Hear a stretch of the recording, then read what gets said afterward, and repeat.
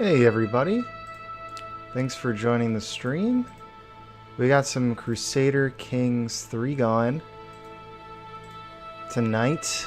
I took a little bit of a break from this game, but decided to come back and visit my little empire.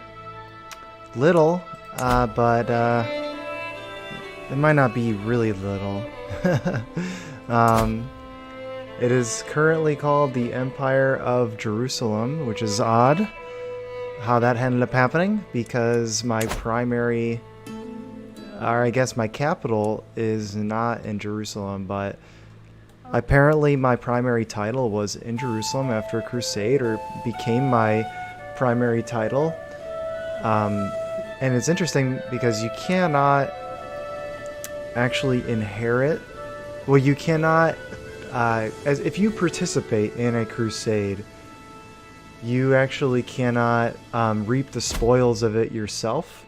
So you actually need to select a benefactor, and that benefactor can be a member of your family. It can be or someone in your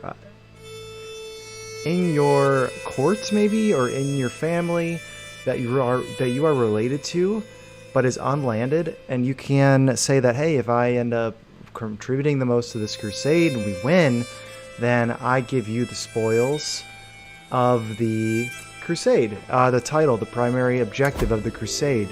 So, as many crusades have done in real life and in this game, I guess it only happened once in this game, in my game.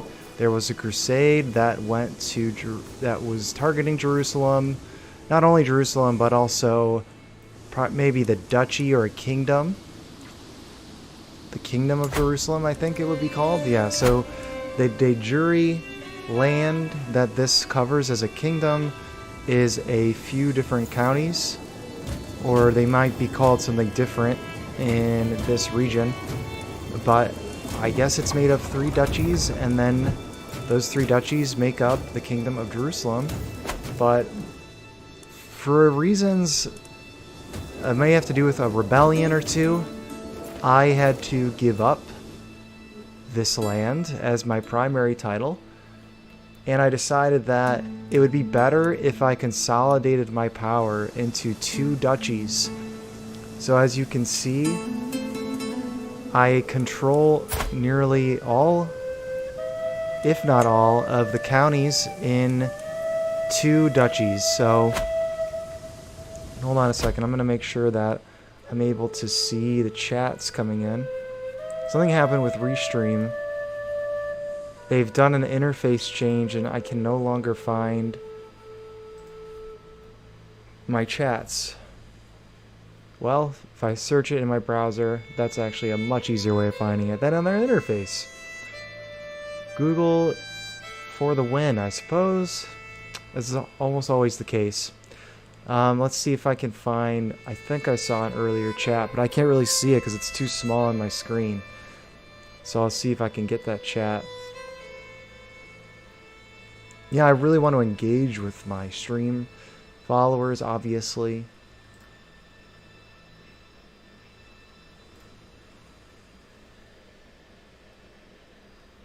No actual chat, it was just my bot. So anywho, really funny how I've kind of ended up in the space I'm at right now. But yeah, so back to the topic at hand.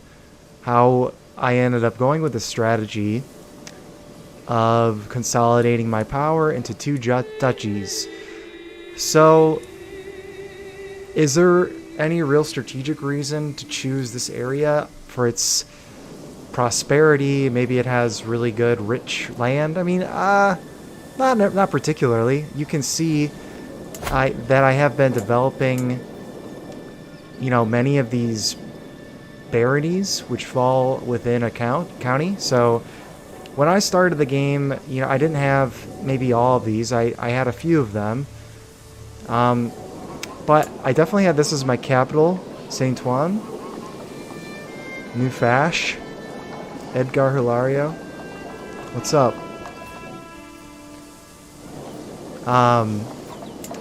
So I did not have, maybe decades, many more decades ago, this would have been considered maybe level 3, level 4, but as you develop, as you invest in these areas, you can build them up to be even more. You can build them up to be doing even more for you. So some of them provide economic benefits. So you can see here that even at level 6, like just having apiaries, which I get pastoral lands. Let's see. Oh, interesting. So I saw this cow icon and automatically thought of traditional agriculture, but it says that between the forest and the fields, bees housed in apiaries produce much sought after honey. So that's kind of cool. In my own capital, I apparently went with creating bees. Oh, I wasn't reading this. I guess these are just different additions over time. So you start with pastures. That's level 1, are used by local peasants to keep smaller animals such as sheep or goats. Then you go on to homesteads.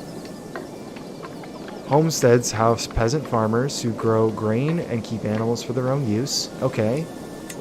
Meadows are used for both grazing and to produce hay for tougher times. Very nice. Co-ops.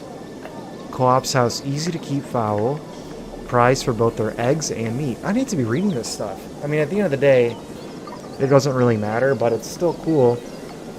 Just for the immersion. Let's see here. Livestock pens. Livestock pens are sturdy enough to keep larger animals contained and secure. Nice. That's good stuff. And then now we have the apiary. So that's where we're at. It's a little tangent, but essentially what I did was I really was looking for all the reasons why my vassals were really mad at me. So the key to success, especially as a very powerful ruler, is to keep your vassals happy. So you incur certain benefits and of course here comes my heat turning on. I didn't want it to. Sorry for the background noise, guys, but I'm doing dishes, yes, in the dishwasher, and I'm also my heat turned on.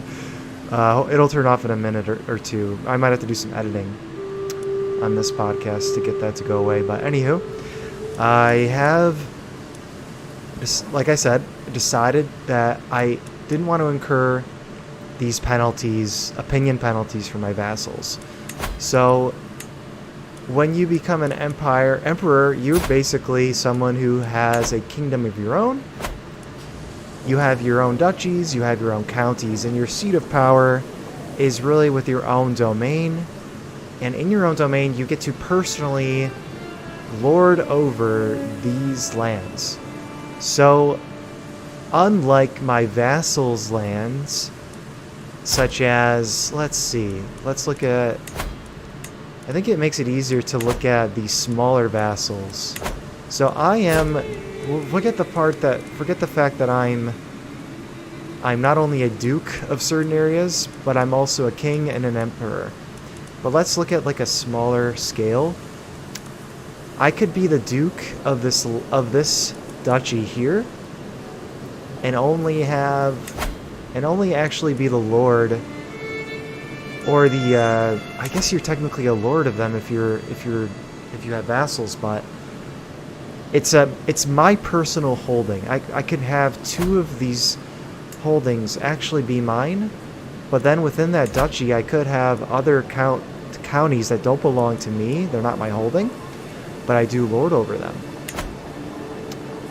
But in that case, I only get a certain percent of the taxes and the levies. So I know everyone knows what taxes are. So all of the production of an area is, when I own it, 100% of it goes to me. It's my profit as the lord. I get to decide what to do with it. But when I'm a lord over a count or a barony, they actually only give me a percent of their taxes depending on the feudal obligations that they have. So, as you can see, one of my vassals is King Salahadin of West. Of course, I try to say it fancy. Because it's fun. King Salahadin of West Francia. Super interesting how we have a Mashriki culture and a Catholic Mashriki. That's very interesting that he ended up being the King of France. But for some reason, one way or the other, I ended up delving out these kingdoms as I was acquiring land to other vassals, other people. So he's my most powerful vassal, and I want to keep him happy because he has 14,000 men. And you can even see here, he's got more than just levies. He's got light footmen, bowmen, light horsemen, mangonels, crossbowmen. So he's got a huge military. Not compared to me, on his own. Because I have 52,000 men. But of those men, a portion of those belong to me, and a portion of those are coming from my levies. Which is awesome that this new Crusader Kings 3 update, I don't know how recently this came into play, but it actually shows you the breakdown.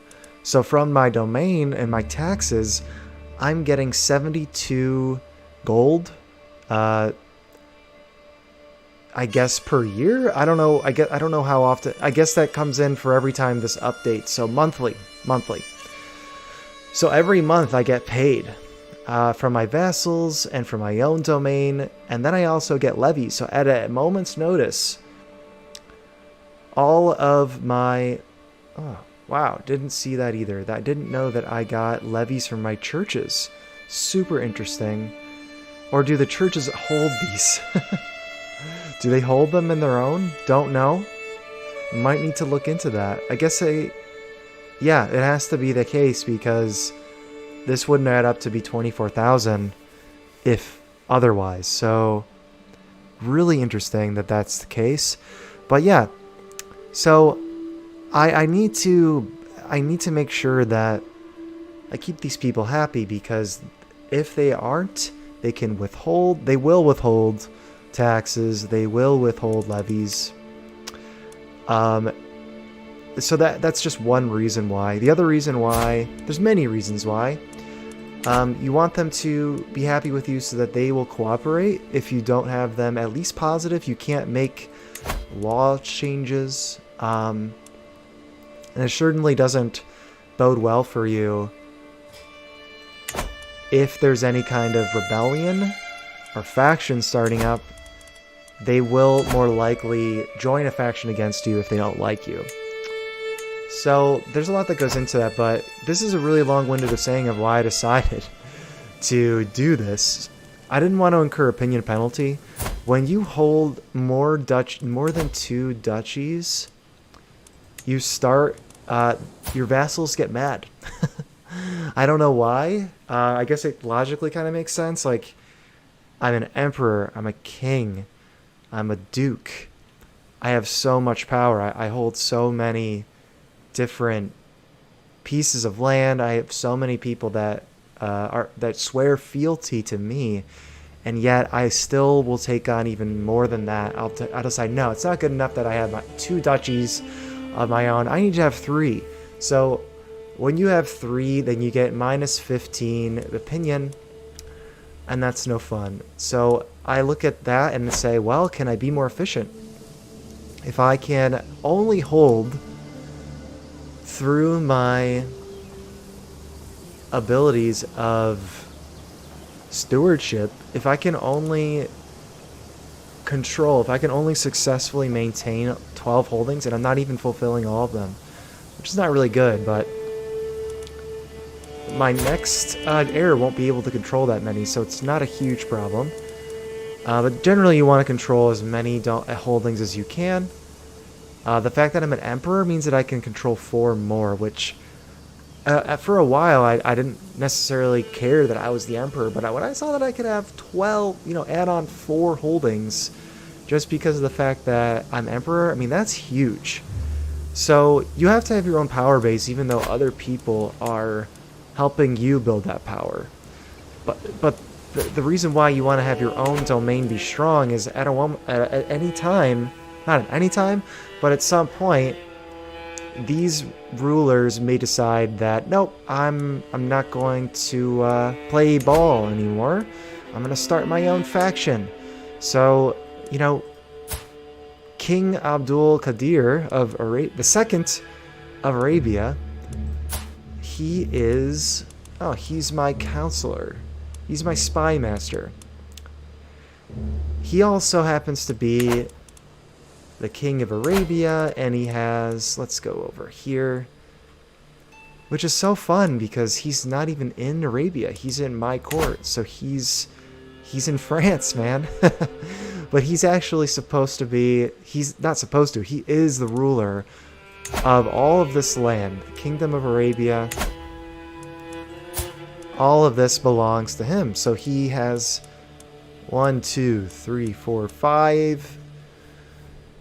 5 holdings, and he's also a duchy of 2 different duchies. He's also a duke of 2 duchies and a king. So very, very strong vassal. And if he decides to rise up with really, I mean, even just one other vassal, that creates a big problem.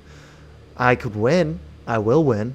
But how many different rebellions can I afford to have up against me? And especially if I'm going to go up against other enemies, foreign as well as domestic, how can I deal with that?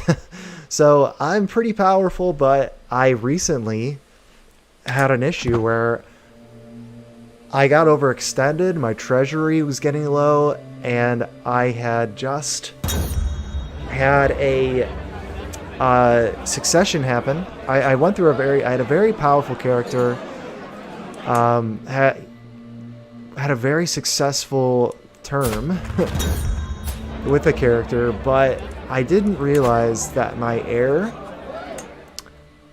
was not Catholic. So that created a lot of problems for me as a Catholic ruler of a Catholic empire.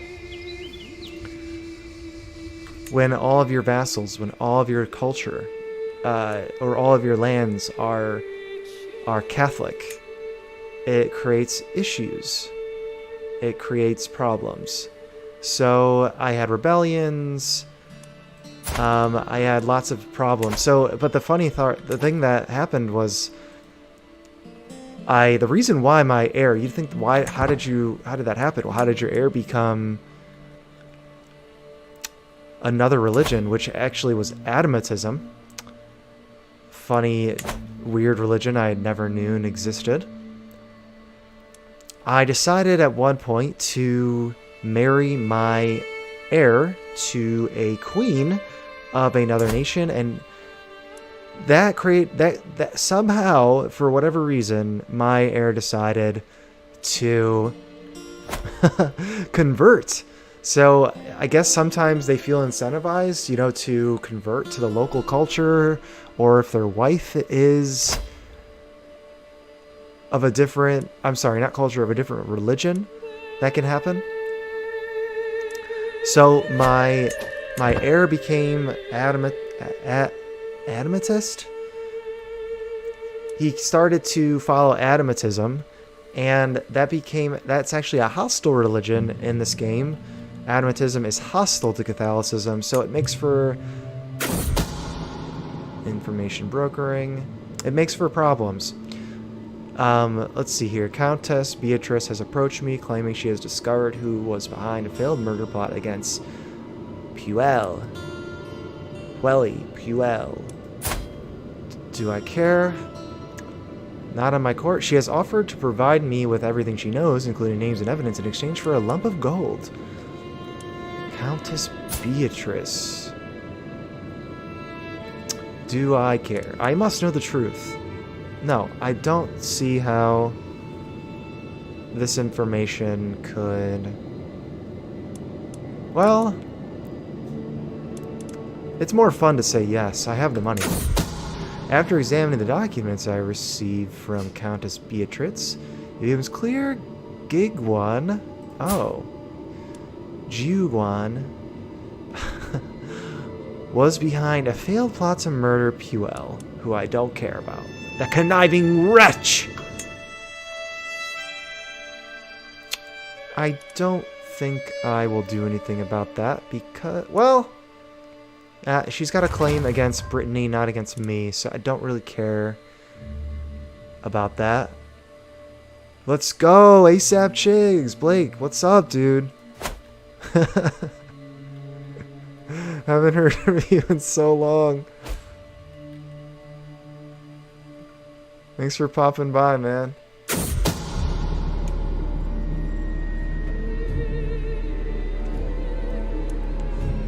Why don't we drop it in Caldera?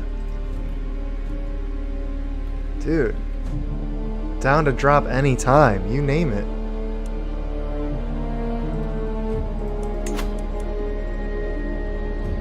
Oh, my Duke is plotting against me. The lonesome fiend. The loathsome fiend, I should say. Blake, are you on Xbox, PlayStation? What are you playing?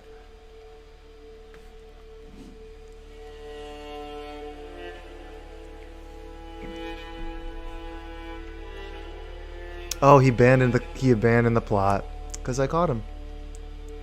PS4, baby. Yeah, well, it's crossplay, so I could pick up my Xbox and play with you.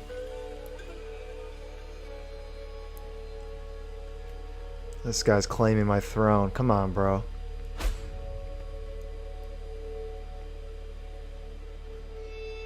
Oh, definitely. Let's see.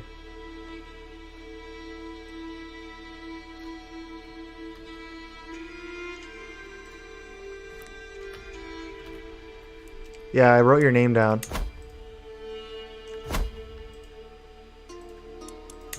That'd be great to play.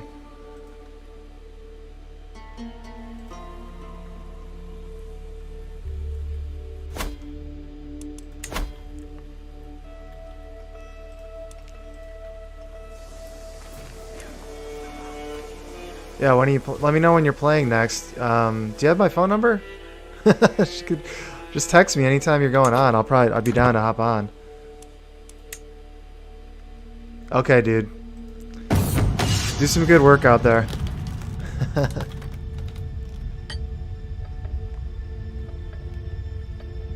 No matter how formidable my soldiers are, if they run out of provisions while on a campaign, they will serve me no better than trained squirrels. To this end, I should come up with a plan for ensuring my soldiers always have the supplies they need in the field. Arrange a network of merchants to help me. I love that. Just going around networking with merchants. Stockpiles, boring. My soldiers can forage their own supplies. Oh, I love supply capacity plus 100. Yeah, that's huge.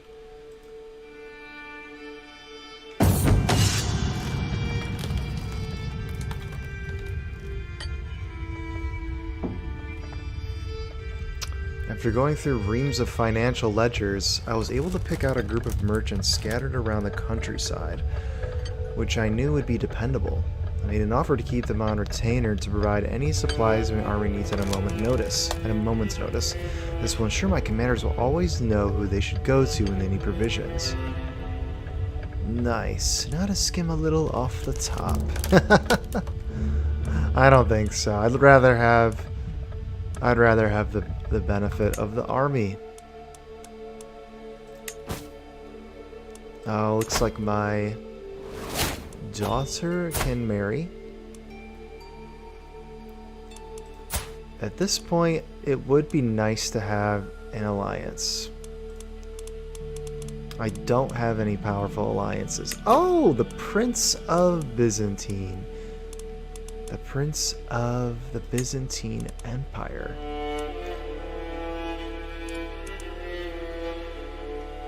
Yeah, let's see what happens. Ooh, only a +4.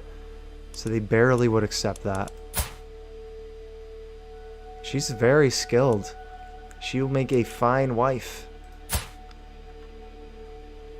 He's really not... He doesn't want an alliance. He really doesn't. I wonder why that. Do I have too many alliances? No. But it's funny that he really doesn't want an alliance. The Byzantine Empire seems like it's always in conflict. I've gone through it.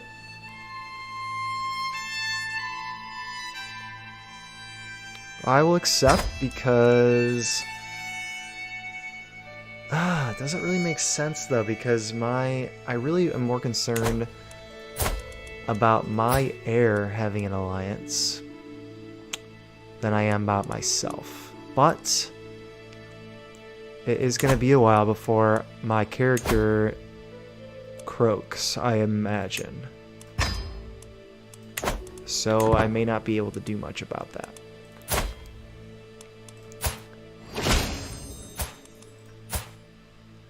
He's got some of his own children that he can marry off, but he won't do a good job of it unless I'm controlling him directly. So where was I? Talking about how I end up in the situation that I'm in.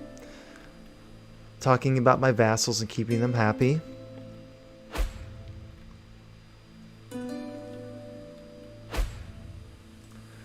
And talking about my last succession.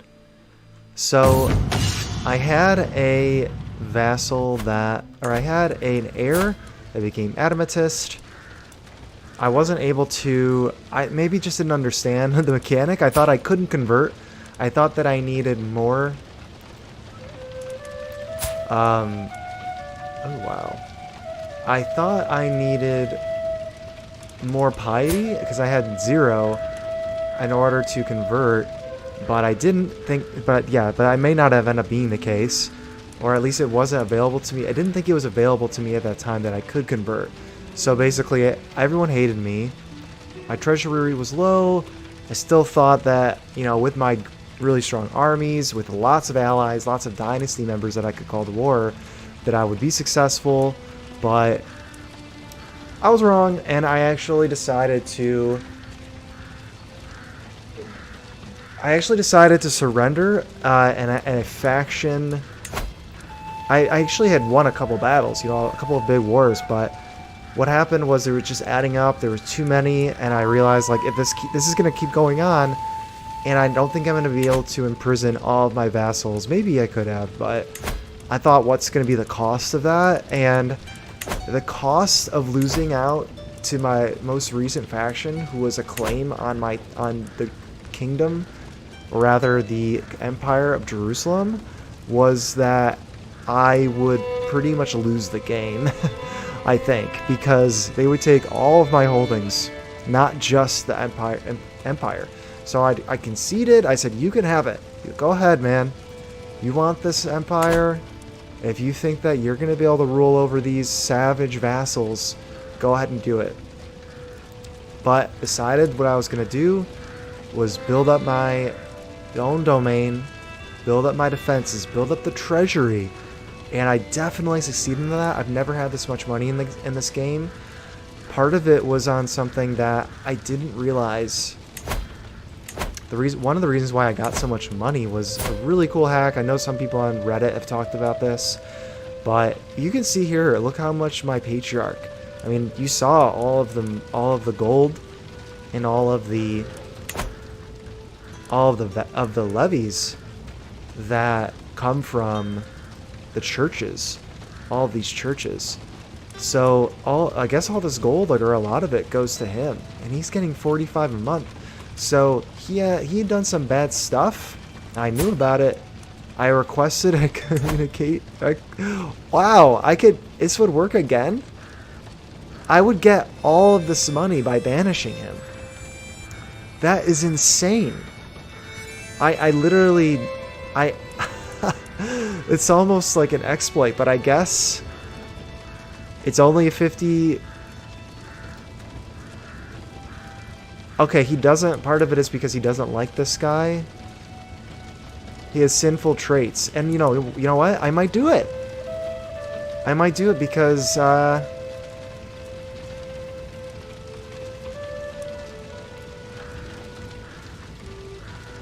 I mean, I guess if I excommunicate him, I should be able to banish him. We'll see.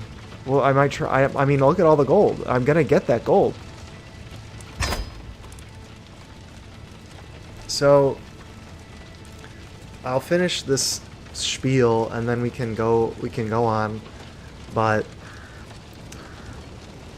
I ended up building up to my domain. I ended up getting stronger, and then there were constant wars again for the Empire, which I was a vassal in, still way more very powerful one.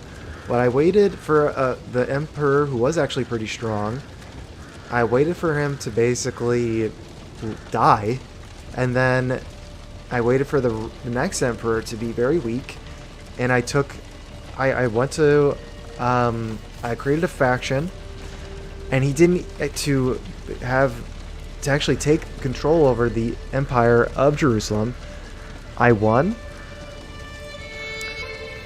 and then I took control myself. He basically didn't. He conceded. He was like, "Look, you want it, you can have it. I'm not gonna fight you."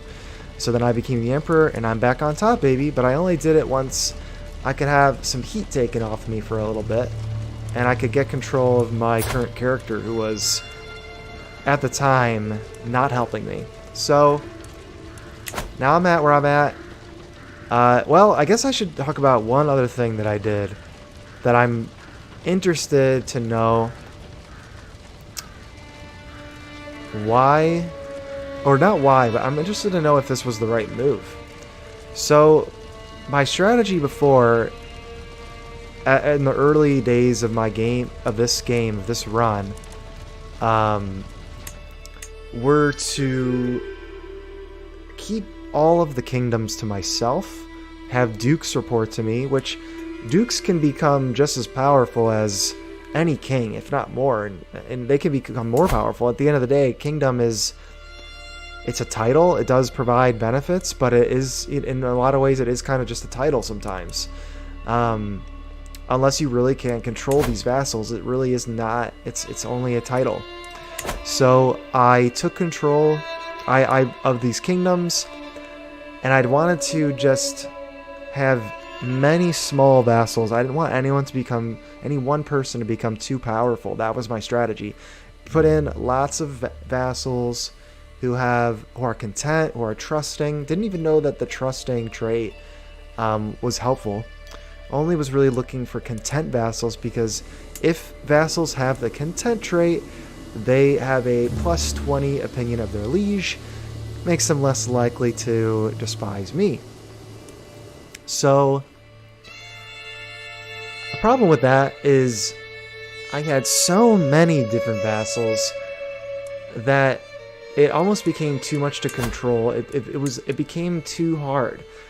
Whereas I decided to actually give away all of my kingdoms, besides really my main one, the Kingdom of Jerusalem and the Kingdom of Aquitaine. I don't really know. I'm a little bit confused about what even the Kingdom of Aquitaine is, because there's two of them. Okay, I guess they're both just called the Kingdom of Aquitaine. One of them is de jure part of the Francia Empire, and my Aquitaine, my Kingdom of Aquitaine, is part of my empire, my title, my primary title. So I guess that kind of makes sense, but doesn't. So, in this new run, I have given away these kingdoms to be ran locally by who has more control of that area, and I'm hoping that will take the heat off me, because I don't want these super local problems coming all the way up to me. I want to deal with fewer people, not wanting any of them to become too powerful, but at the end of the day, I am still much more powerful than any one of them. got to keep my eyes peeled. Can't get complacent. Obviously, there are some really powerful vassals that I have under control, but as you can see, many of them have really high opinion of me because I know how to deal with them. I know how to keep them happy. So right now, that's kind of my strategy. Let my character become a king of kings, and not trying to be the king of everywhere, which makes logical sense because if you're a king, if you live in France, really, where is this region called? Aquitaine, Kingdom of Aquitaine. That's my Saint-Onger. I don't know how to pronounce that. But this is where I live. I'm definitely closer to these areas. I couldn't possibly be a king of all of these regions, all of these kingdoms.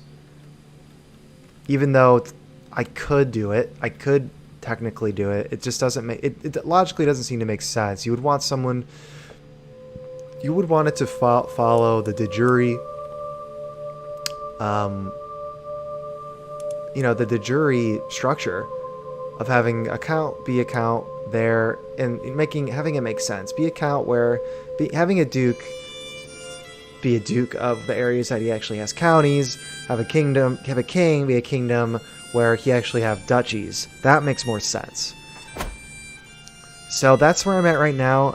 Kind of, I've been cruising and I've gained control of my vassals. There's nothing that internally that can really threaten me now. But is that because I have so many benefits of being a long-reigning, good player character?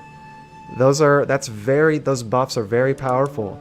But at the end of the day, and at the end of a couple of years, 10 or less, who knows? I'm a drunkard. Health is fine. I only countering penalties. I've never really looked at this. I have good health. I could last until 70, but who knows? At my character's expiration and the succession, I mean, I'm looking at my next guy. He's got some good stuff. He's got some good characteristics, really good diplomacy, which at the end of the day could be the most important thing. But I'm a little worried that he won't be ready for the task. He won't be strong enough as a character. His own traits are not... They're good, but they're not insanely impressive for someone that's this age. And a lot of my plan has been to get a ruler young, have a young ruler, so that I can have a lot of time playing as him and really build up that long reign buff, opinion buff, because the longer you reign, the more they like you, and now that can go up to 55. So it's crazy how beneficial that is.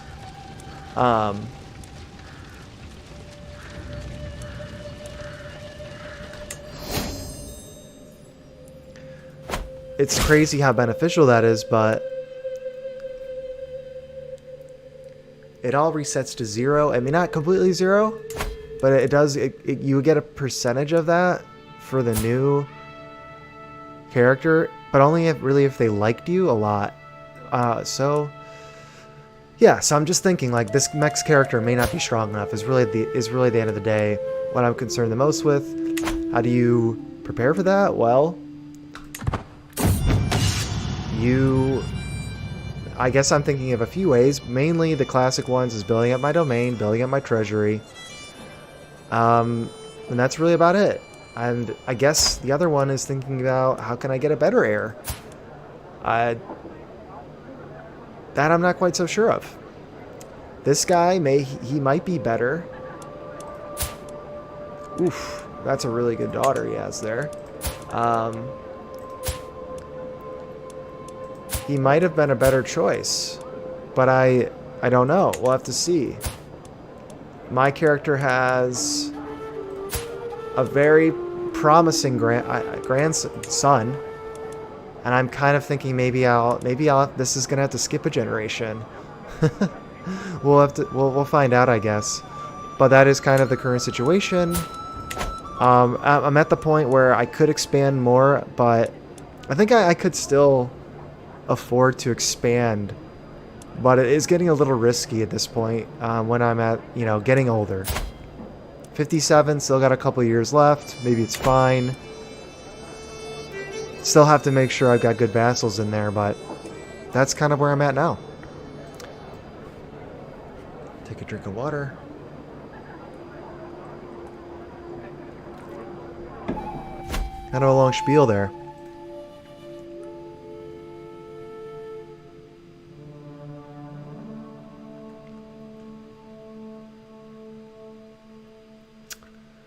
Let's see. Okay.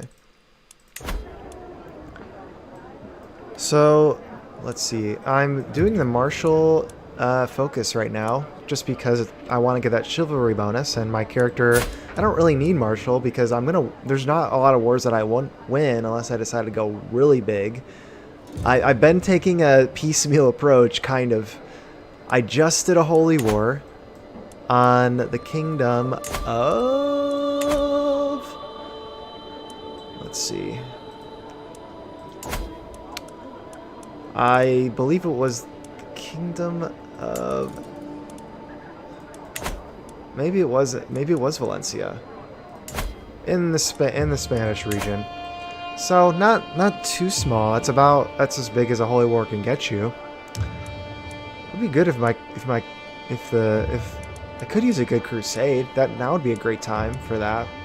If I wanted to expand the reach of my clan. But yeah. Still wondering if, like, for instance, I could declare like a big war, but I guess at the end of the day, you only can get so much land in any given war. So it's better to go against opponents that are a little bit smaller, so you don't exhaust all of your army. It looks like I have mercenaries that expired, because why my soldiers go down 10,000? Anywho, we'll play out this next martial challenge.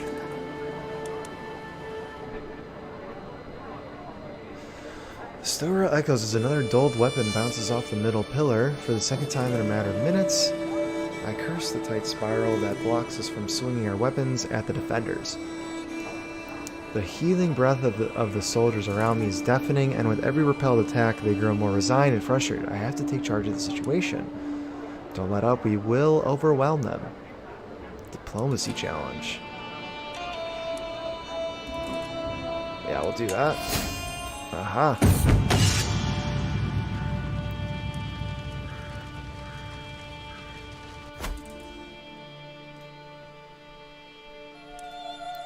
Taking the final step onto the walls surrounding the castle, I survey the scene.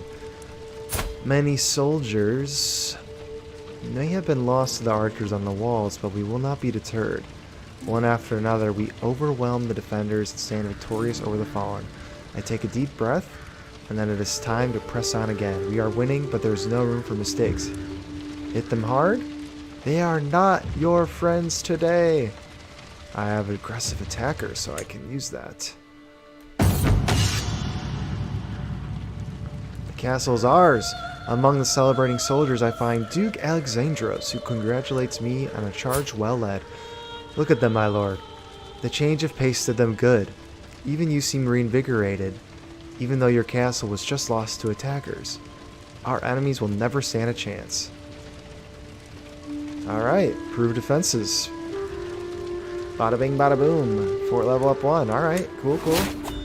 That's kind of why I like the martial focus, because the storylines with it can be fun sometimes. And I get the trait Gallant. And what does that get me? Martial. Oh, what have we here?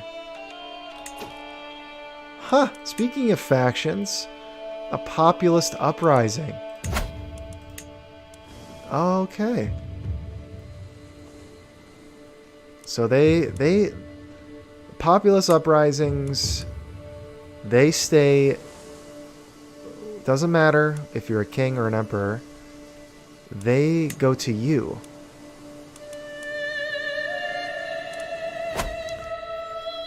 And there's nothing that I can do to pacify them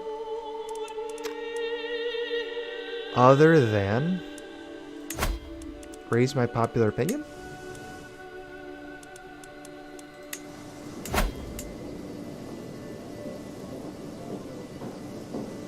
They are a foreign culture.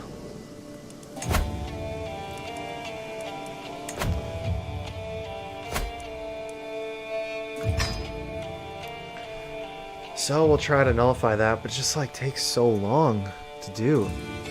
By using your steward to develop their culture, it takes so long. I mean, I guess it does provide...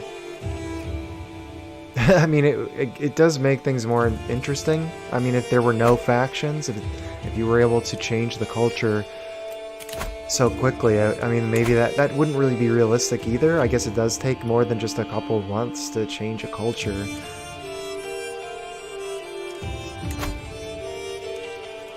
But I would wonder what could create a more popular opinion for myself. What would be a buff for that?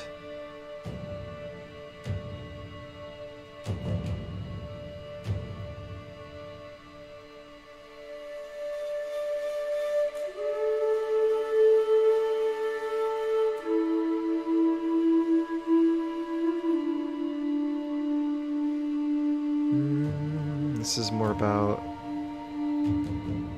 yeah, administrator?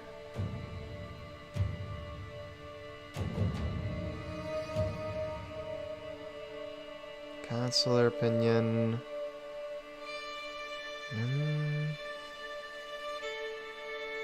I swear there is a buff for this.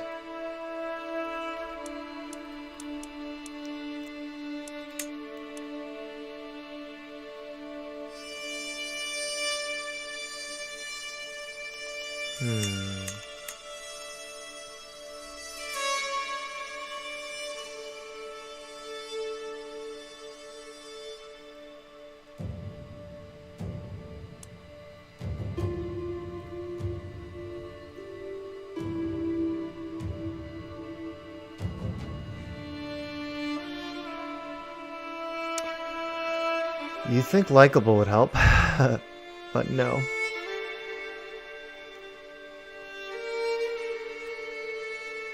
And I'm guessing it's not the avarice section that gives me more popularity.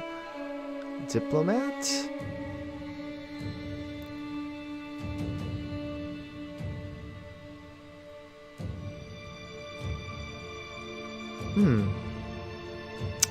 You know?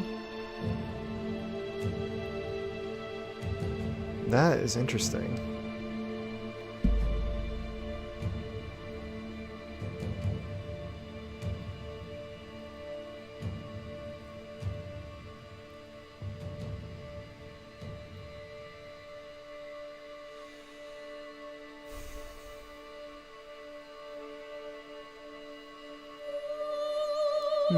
I like that a lot.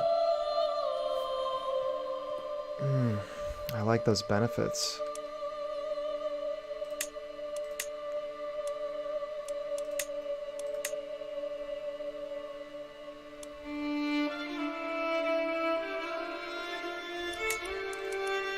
I don't know what foreign affairs are, but we can find out. Okay. A counselor task performed by the chancellor. For an independent ruler, it increases the opinion other independent rulers have of them. For a vassal, it increases the opinion that other vassals, and I'm not a vassal, I am a independent ruler. I don't know if there is a popular opinion buff that I can just get. Maybe I'd have to... I might Google it, see.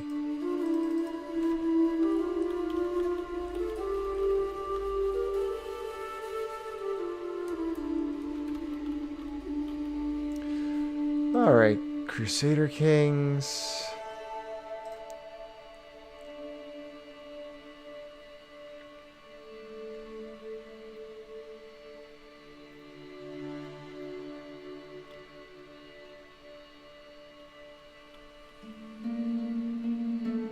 Ah, popular figurehead?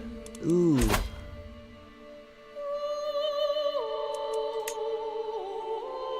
Oh, I missed it! Ah. Oh well. I might have to switch to that in a couple of years, but I might have to use the old-fashioned way to keep them in line until then. But I do... Yeah, that would be really nice. And it would take a while to get there, but I'll have to keep that in mind. Yeah, I do want to see... Oh, I love that. Oh, I definitely would like that. I want to be able to make these other smaller counties become my vassal without really having to do anything. So that is my interest in that. It's for the diplomacy route, so... New war. You are the new... What?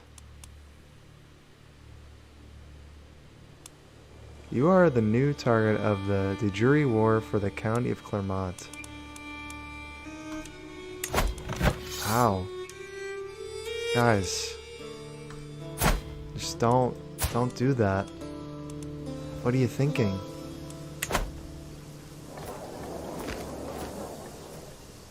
Why would you challenge me?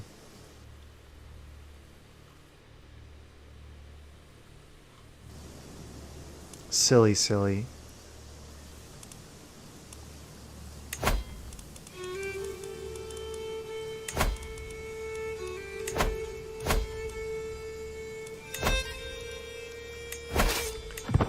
It's annoying though because I can't declare a war while my levies are raised.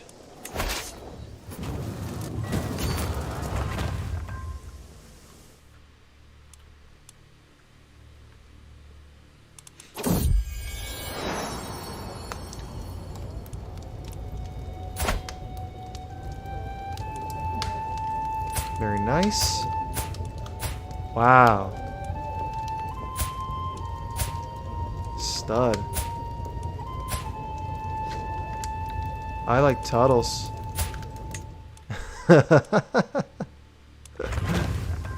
What's up, Dylan?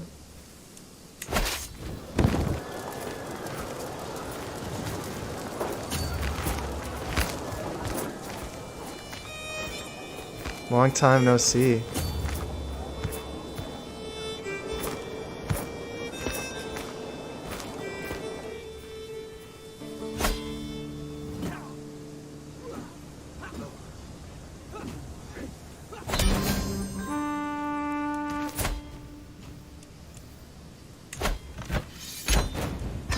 I win.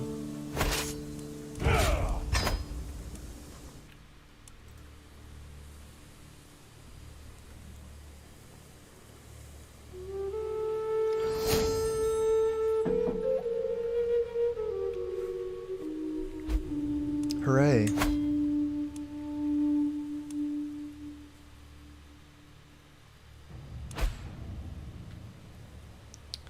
Should be my next cultural fascination.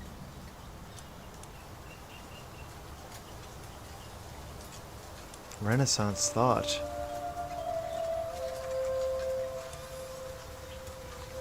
Ermine cloaks. I don't see what is so good about having prestige.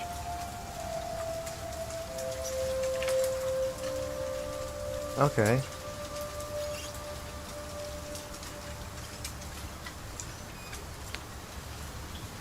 Secular opinion plus 30. Oh. I see. Okay, so they really like that. But doesn't affect religious characters. Oh no, you'll have to be... You cannot let anyone get the paranoid trait.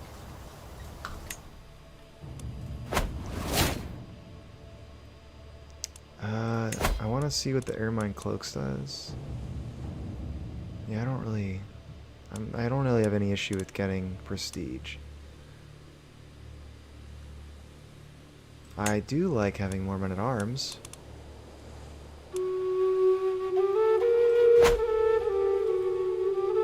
And I want to see what's going on with my with my patriarch.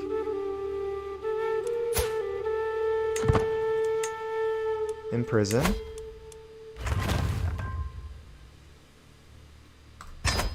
69% chance of success. I have a valid reason. Oh, so sorry. And what do we do now? Can I banish him? Dismiss. I can't banish him, but I can dismiss him. Wow, I forgot that that was the case.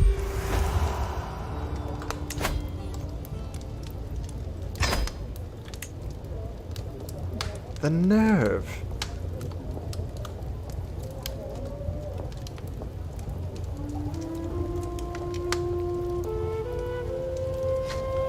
Wow.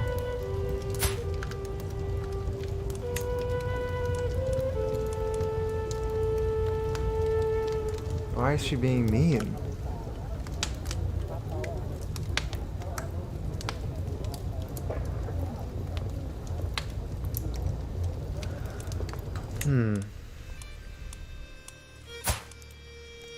He left my court, but not my prison.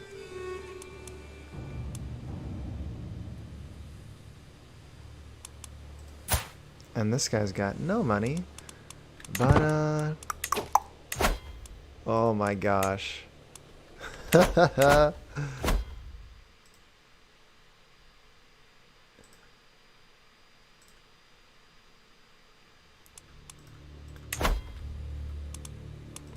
Now you're nothing. You're not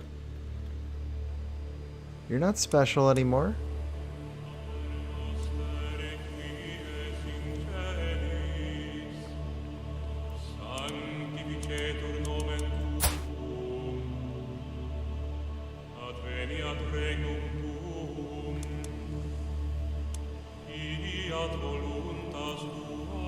I need to know now, if I execute him, do I get his cash?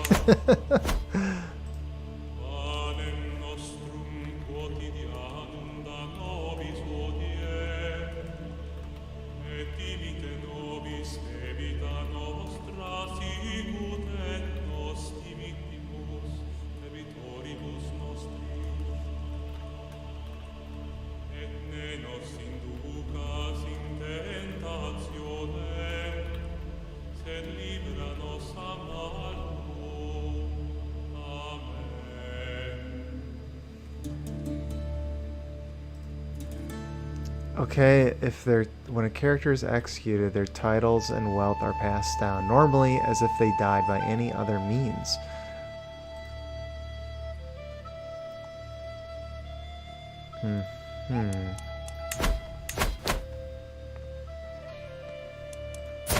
It doesn't give me...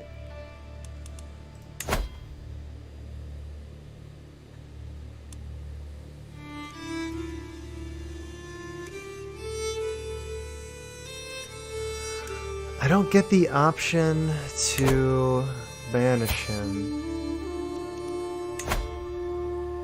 Oh, you've got more than 100.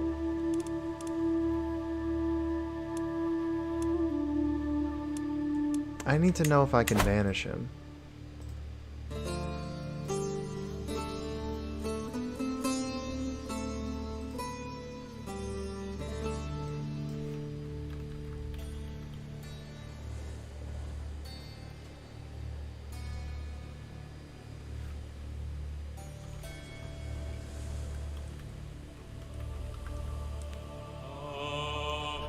Banishing, when can you do it?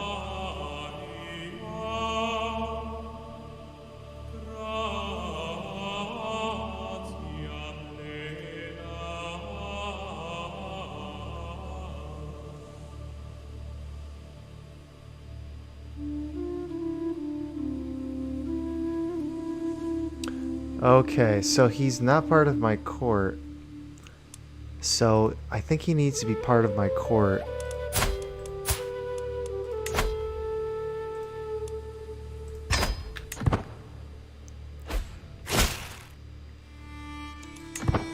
So now I've recruited him to be...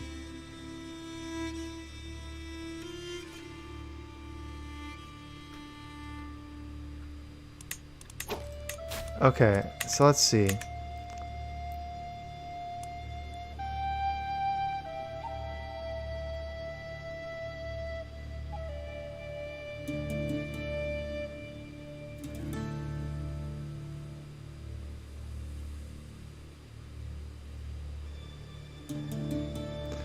Alright, so he has to be part of my court in order for me to banish him, since he was not part of my court, because I dismissed him as my patriarch. So I don't know how that really worked before I was able to get all of his money. But, holy cow. Okay, in this case I'm going to... Oh, I only have a 28% chance.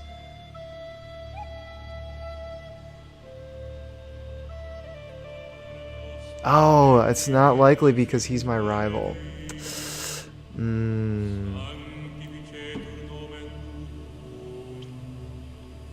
Okay. Okay, I have a 28% chance.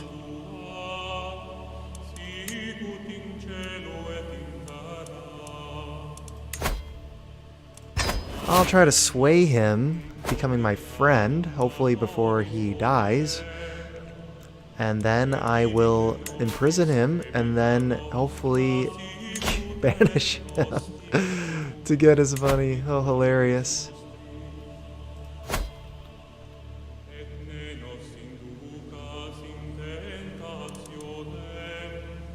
Let's go to Malagon. Let's go to the same place to do both.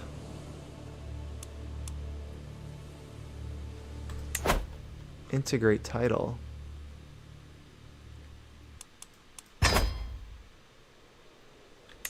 Did you complete the task already? So, okay, so this is all...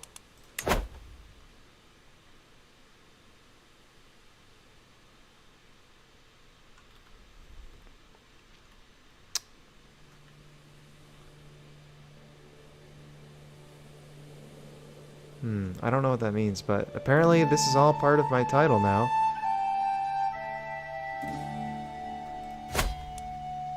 "49 years!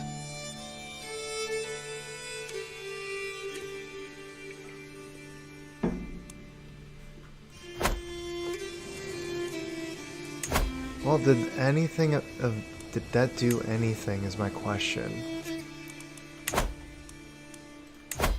So, let's see, are these still different kingdoms? Yes.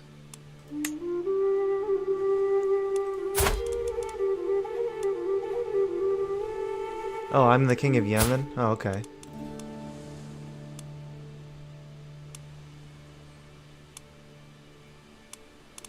Okay, so these are just two different kingdoms.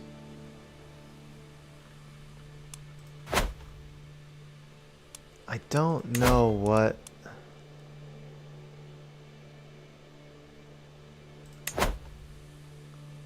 I need to really understand what exactly this does.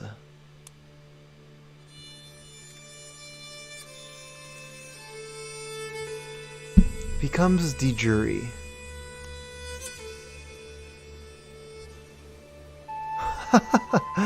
Has becoming proficient in CK3 changed the way you view your cousins?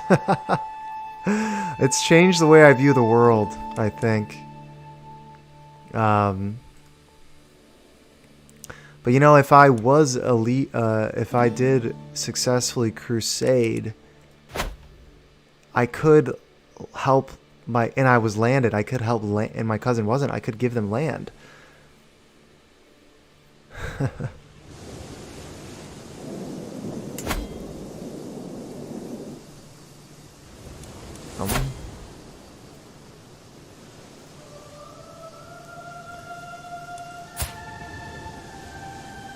Yeah, for sure. I'll give you a follow. Are you nice smile? Are you referring to the Pope Honorius II or me?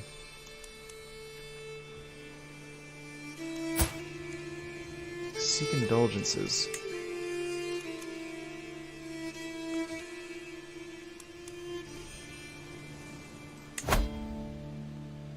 $750 to get 100 piety. Oh, thank you.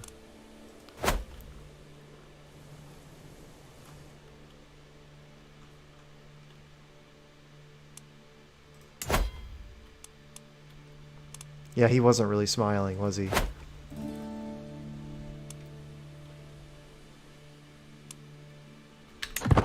Alright. Call hunt? Yeah. Of course. Question is now what's next? The woods truly is the mantle of the poor, but as the bear flees in panic from foraging peasants, I feel my patience wearing thin. Surely there must be better things to do in Bertrand de Cominges than picking roots and mushrooms. Gods, drive the rabble out of my hunting woods, which would decrease my popular opinion in this county, or in this barony.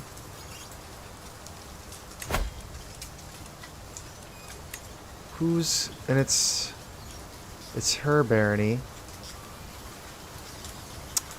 It's Duchess Perianola of Languedoc, whatever. Okay. We came here to hunt, did we not? Oh my god. Hunted peasants. Oh, that's evil. Oh, yeah, that's not making me any friends. A generous donation should keep them away long enough. Yeah, that seems like the better call. Oh. Overall? Is this everywhere? Hell yeah. I will definitely take it.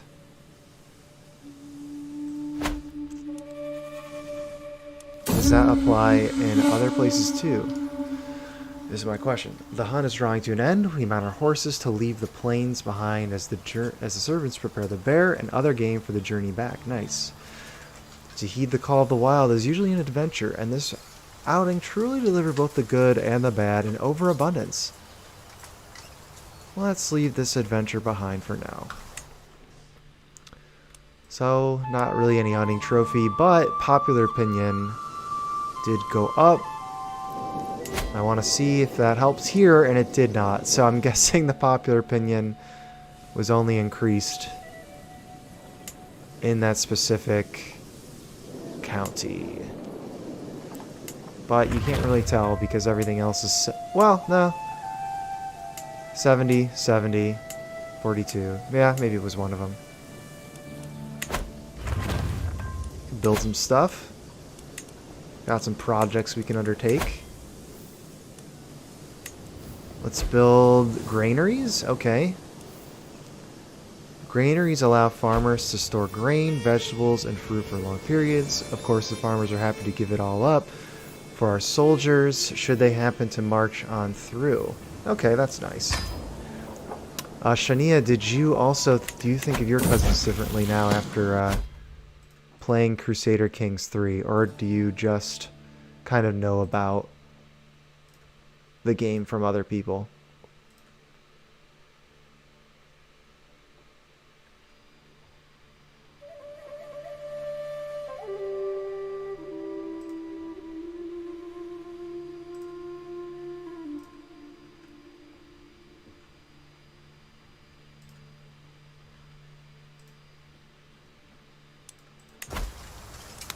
Oh, it looks like all of the people I know are going to get the same trait. No. I don't... Okay, my ward and guest, who is the heir of the king, Saladin. My project here has been to make him an Occitan, so that he would more likely convert his region to also Occitan culture. That seems to be the only way of doing that without lots of conflict. Let's just say that.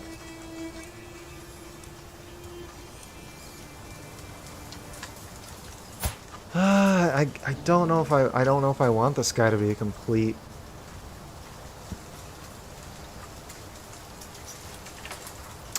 Parent, I definitely don't want him to be ambitious,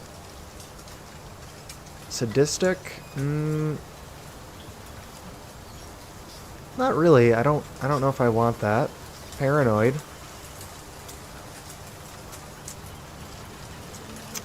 Honestly, he has scheme resistance. Scheme discovery chance, enemy personal scheme success chance -25, dread gain. But yeah, it can kill you with the stress easily. If he's sadistic, then it might actually help me. I'll let you keep that trait.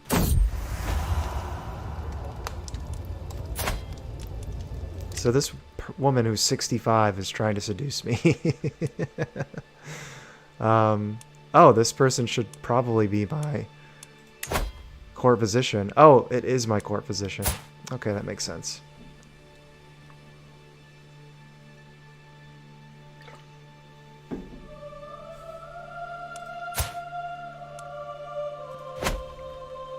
Now, let's see what other things I can do. Just usurp the Duchy of Valios.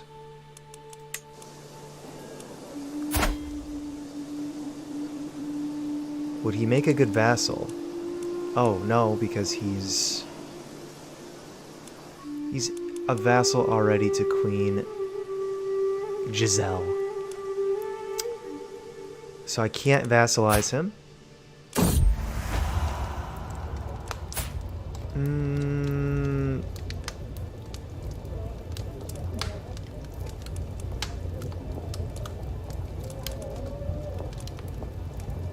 No, I don't think so. I can't see any reason why that would benefit me.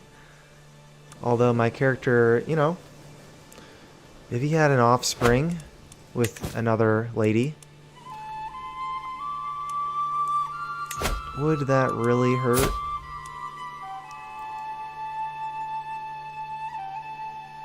Oh, this is not gonna work. Okay, we gotta send him a gift.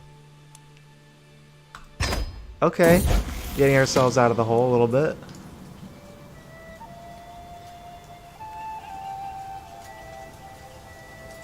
No! No! He's paranoid? Dude, you're not doing a good job of raising this kid, educating him. Oh, he's an ambitious, sadistic, paranoid, bossy kid. He must be the worst person in the world to be around.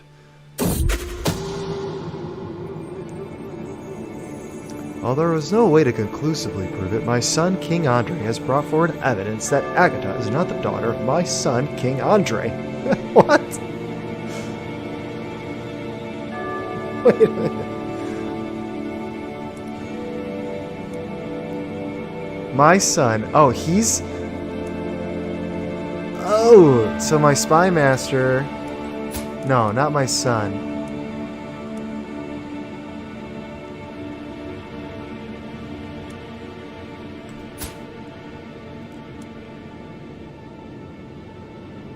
Oh, so my son's wife slept around.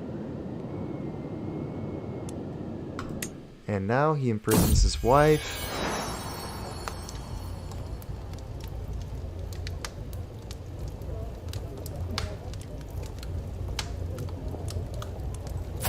Oh, wow. Very, very impressive. So he's got he's got a strong line.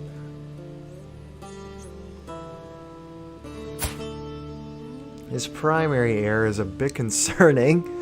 I've gone through having a paranoid player character, and it did not work out well. Although it was also coupled with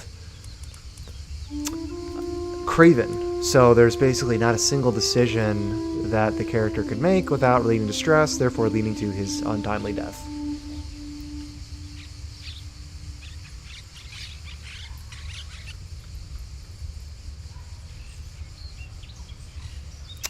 Oh, interesting.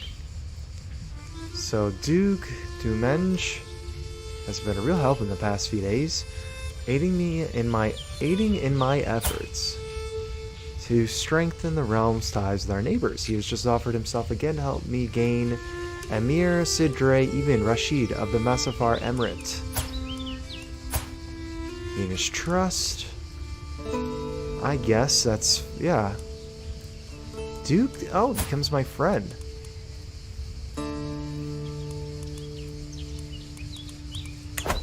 Oh, that's nice. Always nice to have friends, especially that are that powerful. Nice.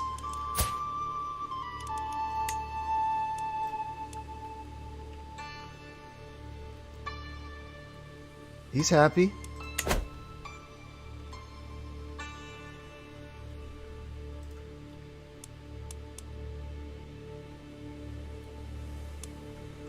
Okay, what other tasks can I complete? Godfried. Sure. Don't really care. You can imprison criminals.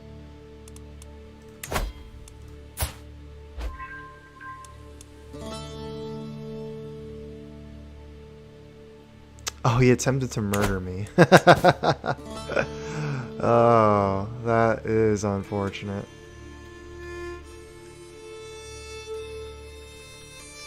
I mean, he deserves to be in prison.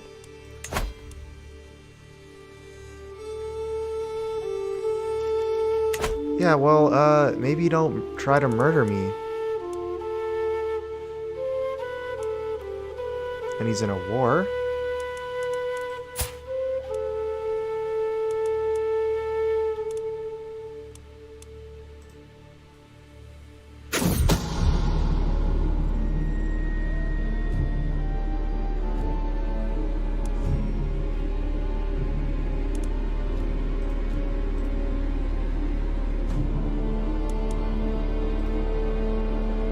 Someone is plotting against me, claiming my throne. Certainly it isn't you. You don't have a claim. Oh wow, you changed your outfit.